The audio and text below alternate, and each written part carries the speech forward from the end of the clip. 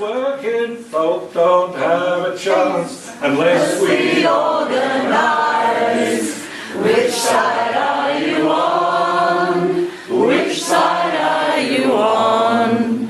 Which side are you on? Tell me, which side are you on?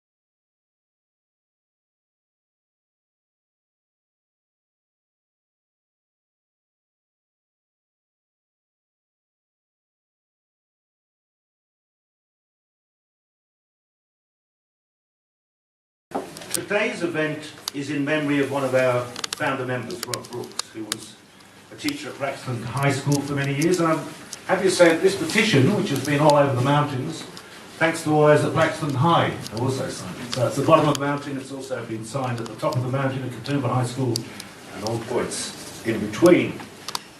Now, our final speaker is Stewart Burkitt, and Stewart's an education officer at Long Bay Gaol and an ESL teacher for 15 years. He's president of the Corrective Services Teachers Association, which is part of the New South Wales Teachers Federation, and he's also a delegate to Unions New South Wales. Please welcome Stewart. Cheers, everybody. I'd just like to echo the acknowledgement that we meet on Aboriginal land here, and pay my and our respects to elders past and present and any Aboriginal people with us today.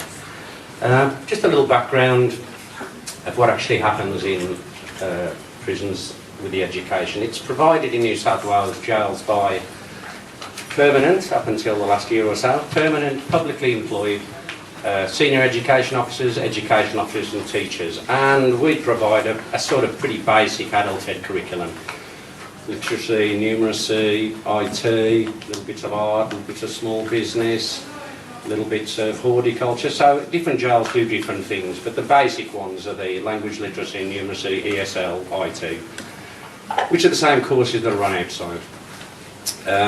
Just one interest for teachers here, and people not teachers of course, most places where teachers work are actually devoted to education. The institutions, that's what they're all about. Prisons are a bit different, of course, because prisons are devoted to keeping people banged up and security. So we, educators in the prisons, we're sort of working at the margins in a way. So the competing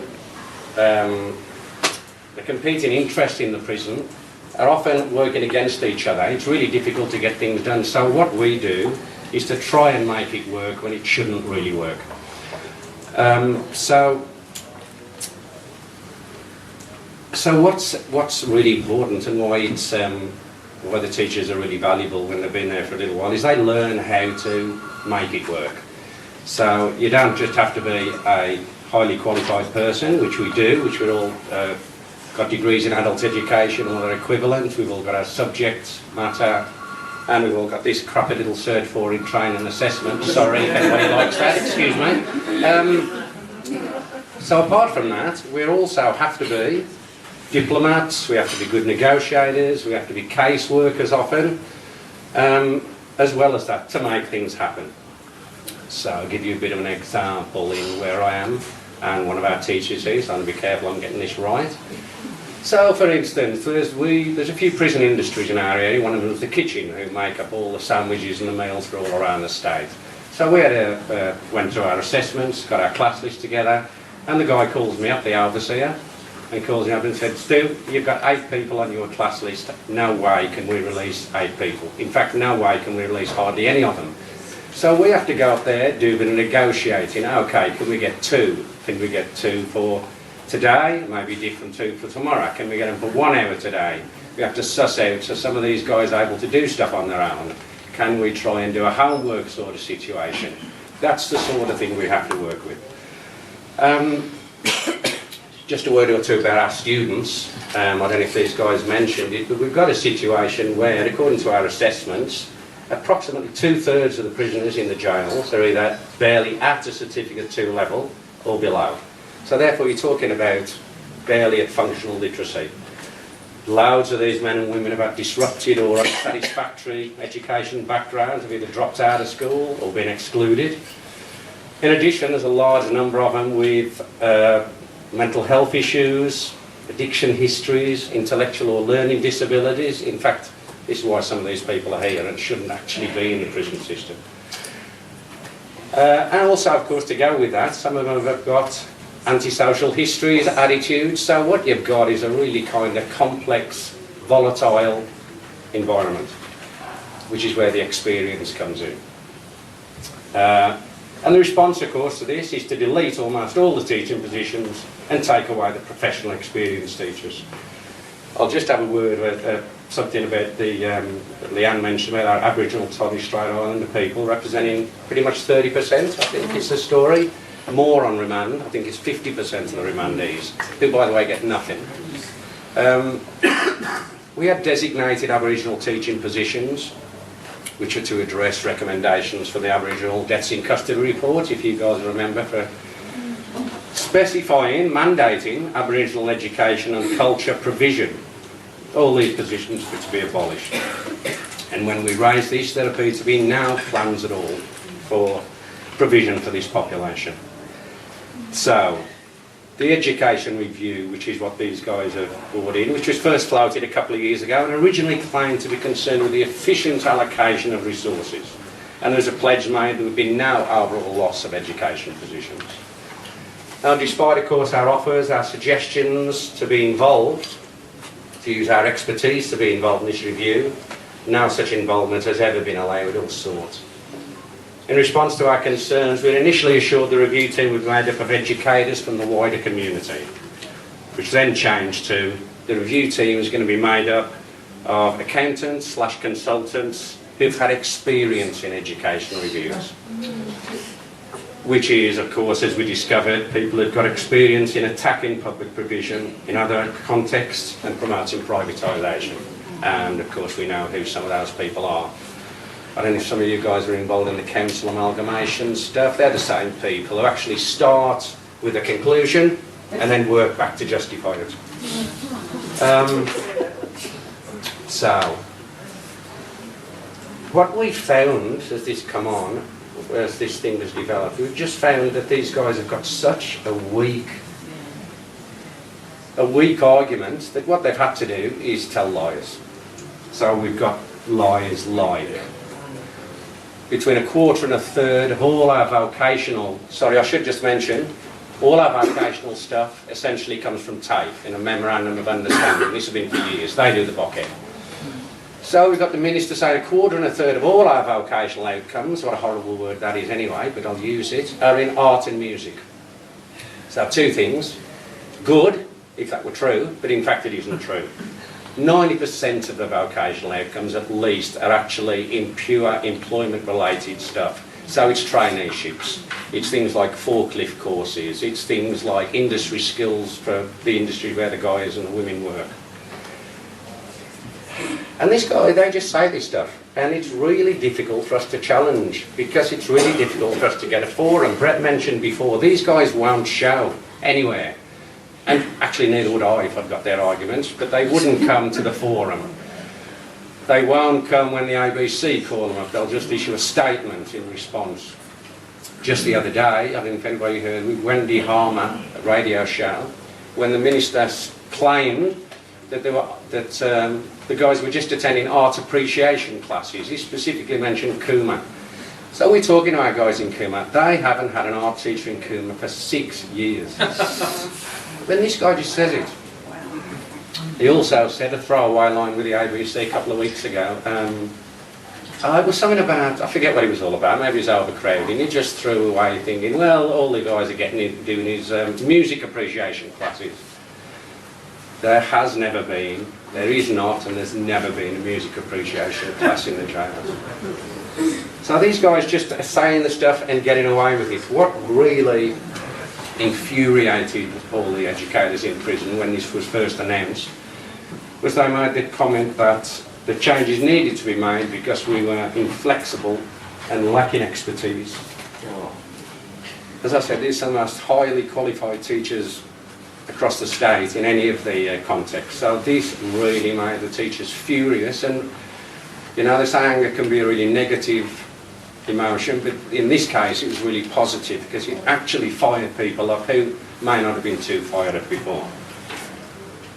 So as I said, one of the things we really need to do, we've really tried to do, is challenge some of these outrageous lies. So why is it such a big deal? It's a big deal because, and these guys have referred to it as four, there's three really important planks of education in prison. And by the way, there is no right to education in New South Wales jails. There is only a right, the only statutory right is access to a library. So no right to education at all. It's at the governor's pleasure, I believe, is the expression. Excuse me. So why is it so important? It's important for three really broad reasons. It's important for the men and women inside. It gives them the opportunity to develop their skills, their capacities and their knowledge. Gives them the chance to get a bit of a feeling that it is possible, they are capable, they can do stuff despite their histories. It's really, and look, if that was it, that'd be good.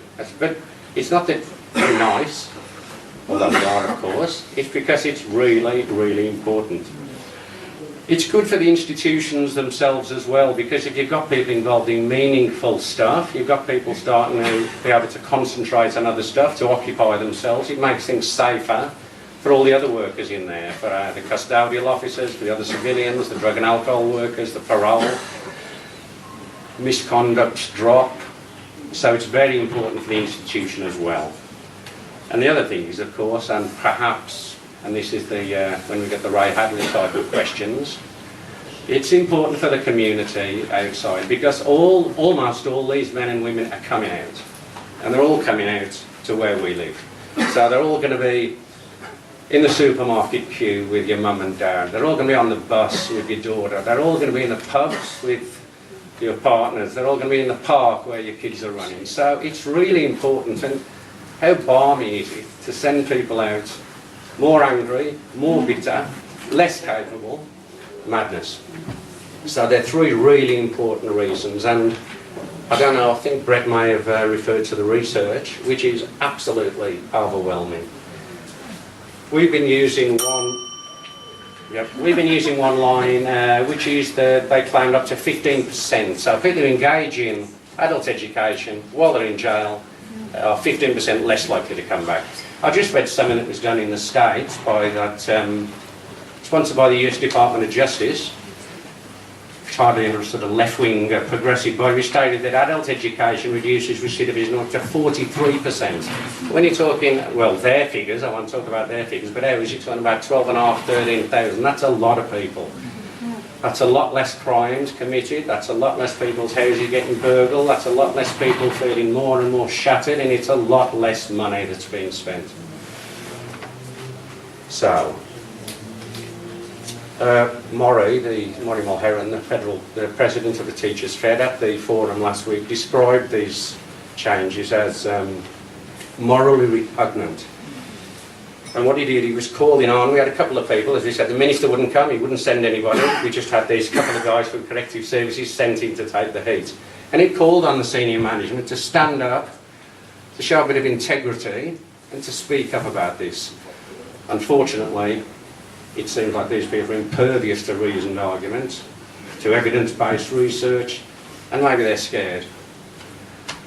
So, we've had a campaign, we've tried really hard, we're still trying really hard. We've got nearly all the adult educators in the jails behind us. We've had rallies, we've got lots of media, we've got lots of sympathetic media. We're trying to get some of the bigger ones, we're trying as hard as we can to do that. But what can we do here right now? So we've got a couple of things. I just better say also, big thanks to Unions New South Wales, they've been great. Big thanks Justice Action and the Community Justice Coalition. Big thanks Teachers Federation. And loads of people, of course, who I don't know have been doing stuff. So cheers, some of you are here, I know.